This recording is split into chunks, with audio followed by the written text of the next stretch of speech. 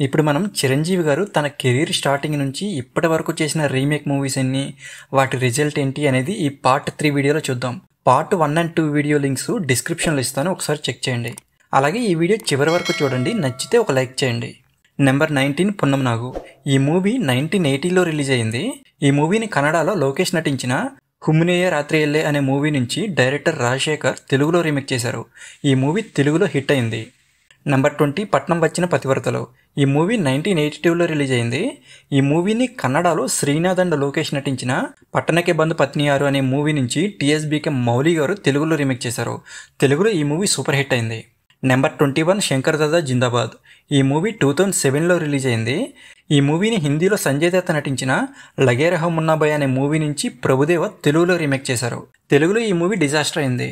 Number 22 ఖైదీ number 150. ఈ movie 2017లో release అయింది. ఈ మూవీని తమిళ్లో విజయ్ నటించిన కత్తి మూవీ నుంచి వివి వినాయక్ తెలుగులో రీమేక్ చేశారు.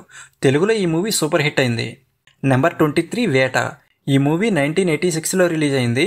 ఈ మూవీని 1975లో హాలీవుడ్లో వచ్చిన ది కౌంట్ ఆఫ్ మొంటే క్రిస్టో అనే మూవీ నుంచి ఏ కోదండరామరెడ్డి తెలుగులో రీమేక్ చేశారు. తెలుగులో ఈ మూవీ డిజాస్టర్ అయింది. నెంబర్ 24 చిరంజీవి. ఈ మూవీ 1985లో రిలీజ్ అయింది. ఈ మూవీని కన్నడలో రవిచంద్రన్ నటించిన నానే రాజా అనే మూవీ నుంచి సివి రాజేంద్రన్ తెలుగులో రీమేక్ చేశారు. తెలుగులో ఈ మూవీ డిజాస్టర్ అయింది.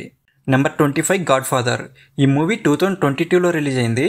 ఈ మూవీని మలయాళంలో మోహన్ లాల్ నటించిన లూసిఫర్ అనే మూవీ నుంచి మోహన్ రాజా తెలుగులో రీమేక్ చేశారు.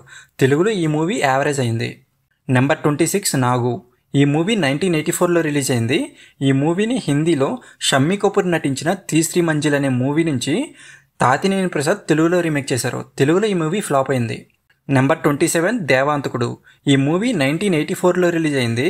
ఈ మూవీని కన్నడలో అంబరీష్ గారు నటించిన గెలువు నన్నదే అనే మూవీ నుంచి ఎస్ఏ చంద్రశేఖర్ తెలుగులో రీమేక్ చేశారు. తెలుగులో ఈ మూవీ హిట్ అయింది. చిరంజీవి గారు యమకింకరుడు అనే మూవీ చేశారు.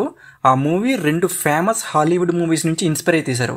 ఆ మూవీస్ ఏంటో తెలిస్తే కామెంట్ చేయండి.